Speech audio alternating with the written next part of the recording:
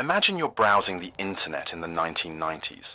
Chat rooms, forums, and mysterious ads fill this new digital world.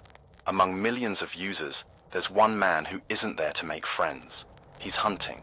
Hidden behind a screen, he takes on different identities, makes tempting promises, and manipulates his victims with terrifying precision. What no one knew at the time was that this man wasn't just a scammer. He was a predator, a serial killer, and the internet was his new hunting ground. This is the story of John Edward Robinson, the first internet serial killer, a man who used the anonymity of the digital world to lure women, destroy lives, and conceal his crimes for decades. But how did he manage to deceive so many people? For so long, how did he become one of the coldest and most manipulative killers of the modern age? And, most importantly, how was he finally caught? Stay until the end, because this story is far darker than you can imagine. If you're fascinated by cold cases, secret files, unsolved disappearances, and supernatural phenomena, you've just found your new favorite channel. Subscribe now, turn on notifications to never miss a new video, and share with others. Don't forget to hit the like button. It helps us create even better content every day.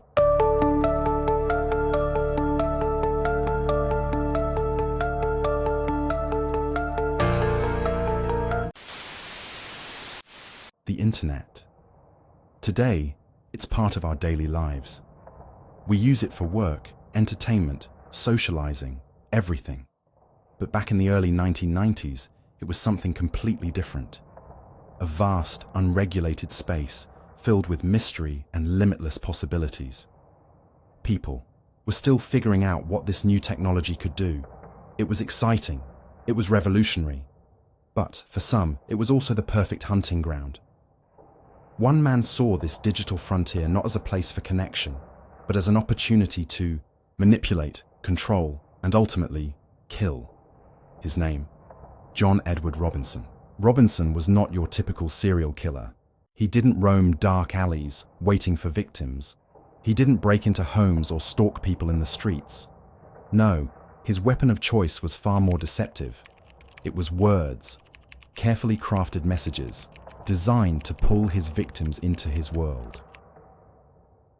Through online forums and chat rooms, Robinson built a web of deception. He posed as a businessman, a mentor, a provider. He promised women stability, adventure, romance, even employment. And for those who trusted him, the internet became their last stop before disappearing forever. To truly understand how he became the first serial killer of the internet, we need to go back, before the chat rooms, before the emails, before he learned how to kill from behind a screen. John Edward Robinson was born in 1943 in Cicero, Illinois.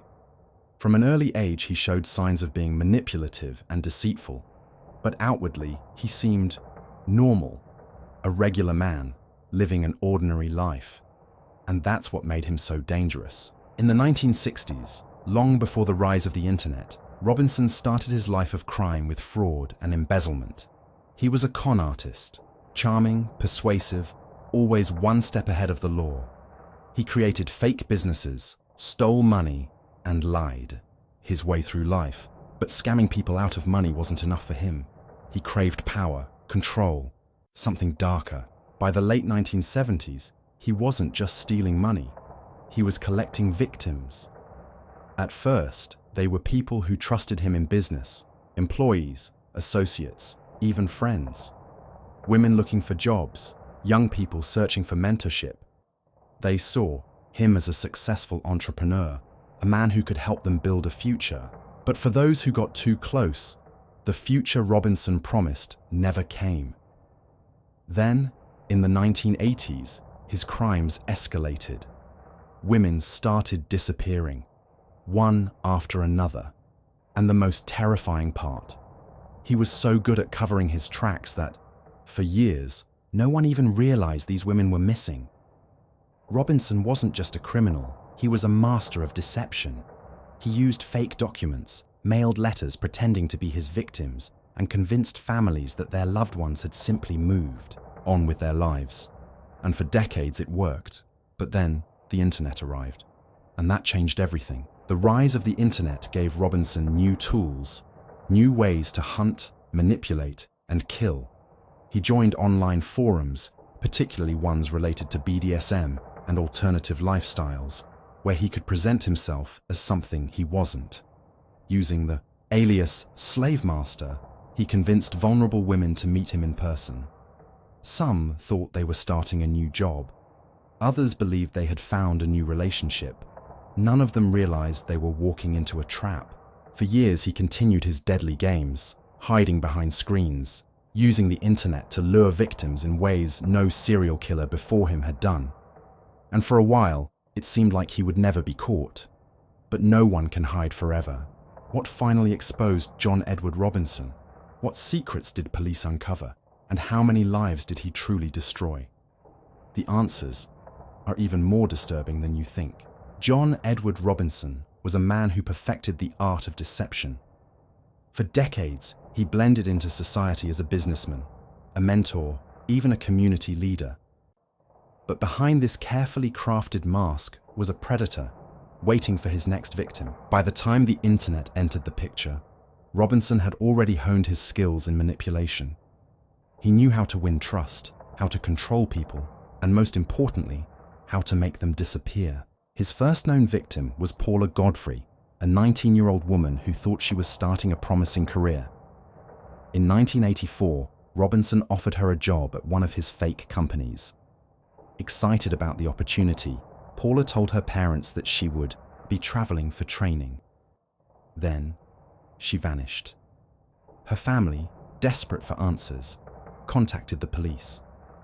But before an investigation could even begin, Robinson produced a letter, supposedly written by Paula, stating that she was safe and had moved on to a new life. The signature looked real. The language sounded like her. There was no evidence of foul play. Case closed. This tactic became his signature move. A year later, he targeted Lisa Stasi, a young mother struggling to provide for her infant daughter, Tiffany.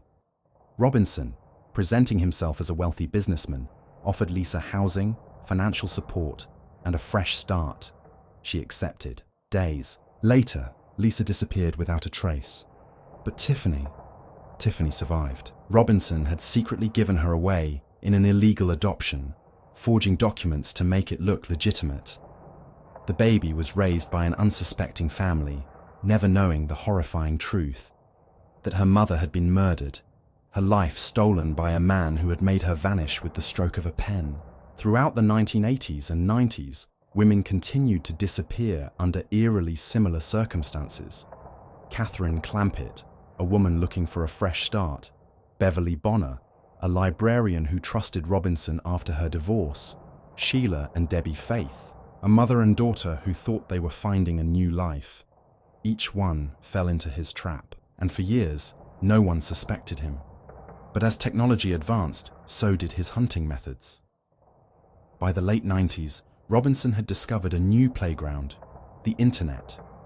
He no longer had to rely on small newspaper ads or word-of-mouth scams. Now, he had access to thousands of potential victims with just a few clicks. He created an online persona, Slavemaster. In online BDSM forums, he portrayed himself as a dominant figure, looking for submissive women. His messages were persuasive, his promises irresistible. He told women he could give them security, adventure, and a lifestyle they had only dreamed of. But once they met him in person, they were never seen again. One of his online victims was Izabela Lewicka, a young woman who moved from Poland to the US, full of ambition and excitement.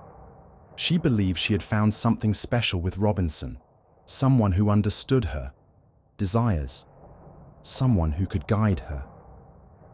She disappeared soon after. Then came Suzette Truten, a nurse who thought she had found a man who would take care of her. She agreed to travel with Robinson, sending postcards home to her mother along the way. But her family would soon realize that those letters weren't actually from her. Just like before, Robinson was using forged notes to keep suspicions at bay, and for a while, it worked. He had become an invisible killer, using technology to lure, manipulate, and erase his victims without leaving a trace.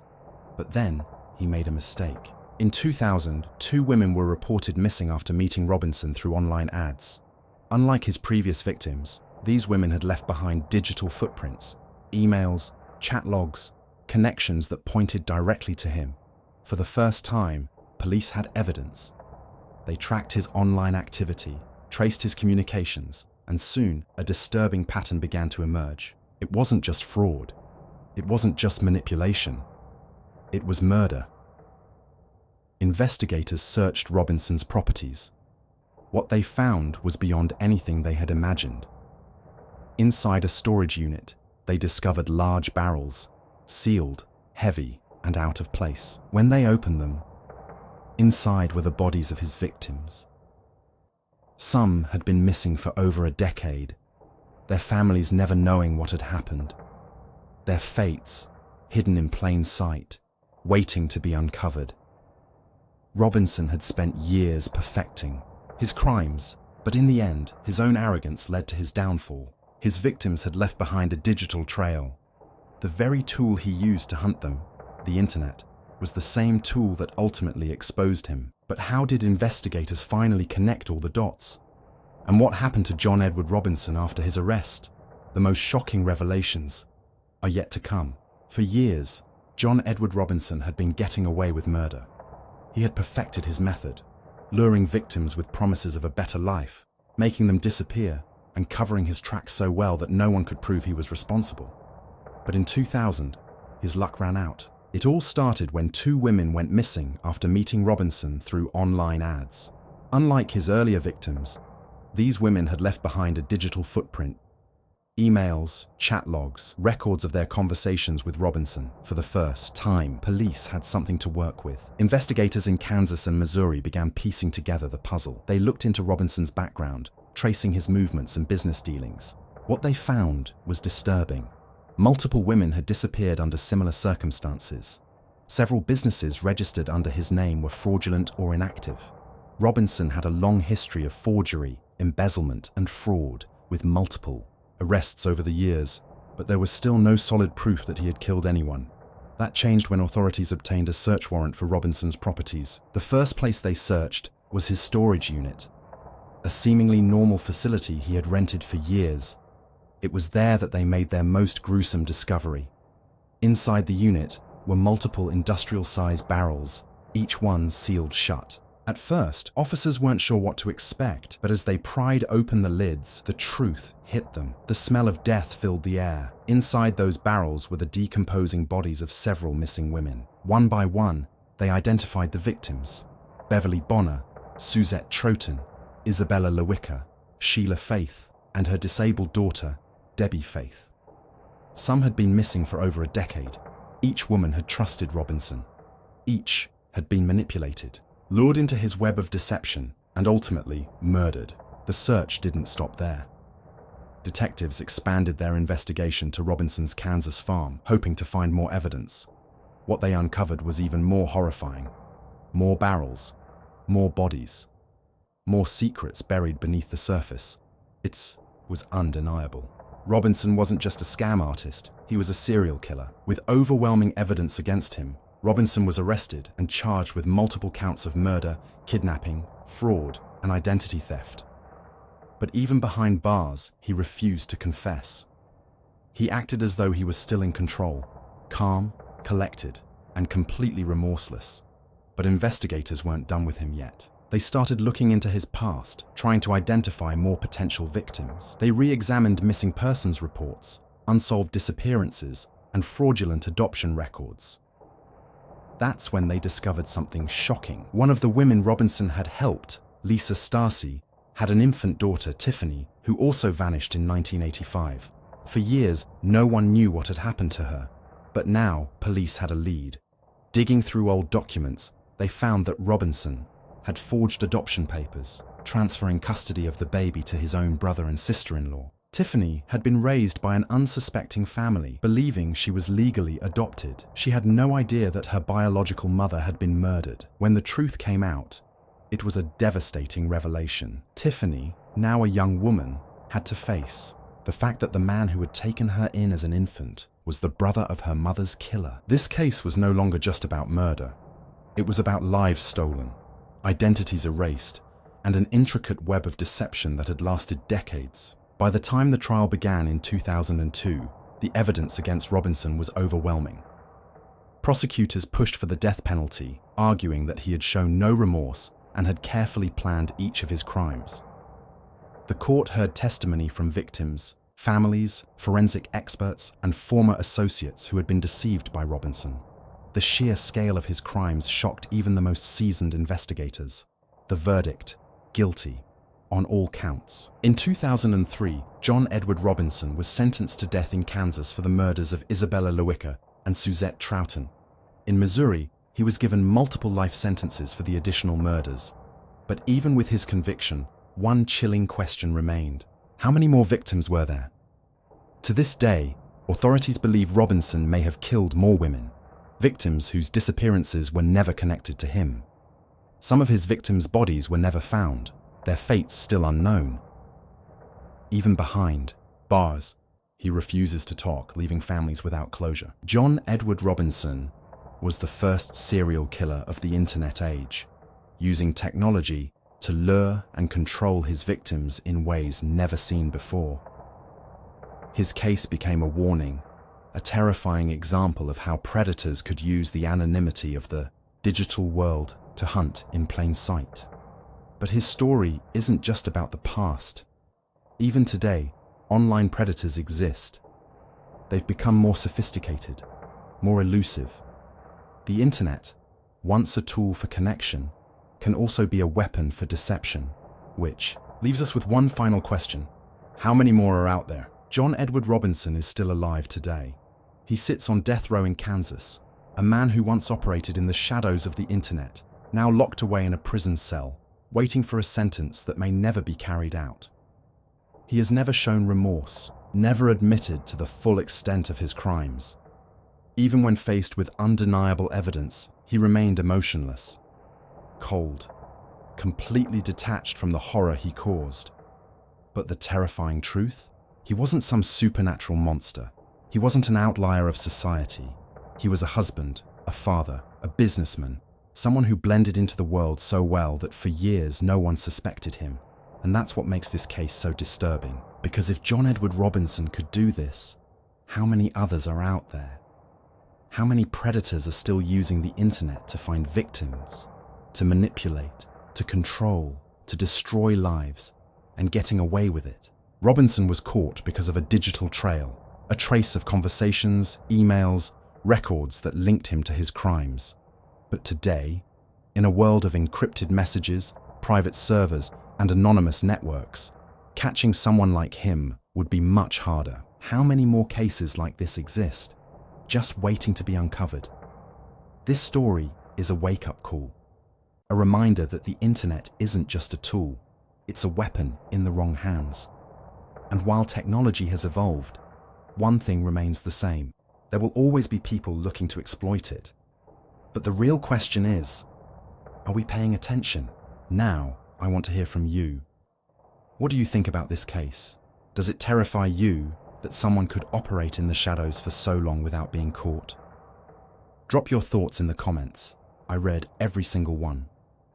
If you found this story chilling, make sure to hit the like button and subscribe for more mind-blowing true crime cases, just like this one.